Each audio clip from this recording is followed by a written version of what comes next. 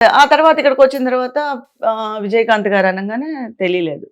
సరే ఫస్ట్ డేనే విజయకాంత్ దగ్గర గారు పక్కన కూర్చోబెట్టి తను ఆయన ఆయన మరి మరి కొంచెం కూడా వర్క్ చేయాలంటే ఆయన కొంచెం క్లోజ్ అవ్వాలి కదా. అనగానే నా పేరు ఏం పేరు అని నేను తెలుసా అని. తెలీదని చెప్తే భయం కదా. మరి అంత పెద్ద హీరో దగ్గరికి వెళ్ళి మీరు ఎవరో తెలియదండి అంటే బాగుండదు. తెలుసండి. నా స్టైల్ తెలుసా అన్నారు. ఆయన్నే ఫస్ట్ టైం చూడడం. ఇంకా ఆయన స్టైల్ నాకు ఏం తెలుస్తుంది. సరే మళ్ళీ ఆ లోపల ఆయన షార్ట్కి వెళ్ళారు. టక్కున ఫైటర్స్ ఉన్నారు. ఫస్టే fight.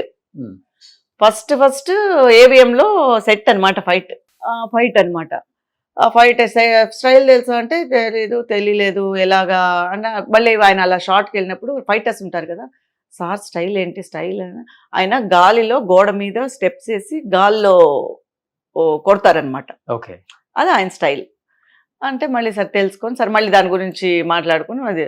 So ఫస్ట్లోనే fight, rope shots, వీప్ మీద ఎక్కించుకోవడం, 15 రోజులు ఈ ఫైట్. ఓకే, 1 డే 2 డేస్ కూడా కాదు. ఫస్ట్ అనుభవమే ఇండస్ట్రీ వదిలి వెళ్ళిపోదామా అనేటట్టుగా ఉండిందనమాట. ఎలా అంటే ఆ రోప్ కూడా ఒకసారి పైకి లాగేటప్పుడు ఇద్దరిది తెగిపోయి ఇద్దరం కింద పడిపోయాం. ఓకే, ఎందుకంటే కట్టేశారు మామూలుగా నన్ను ఆయన్ని కట్టేశారు.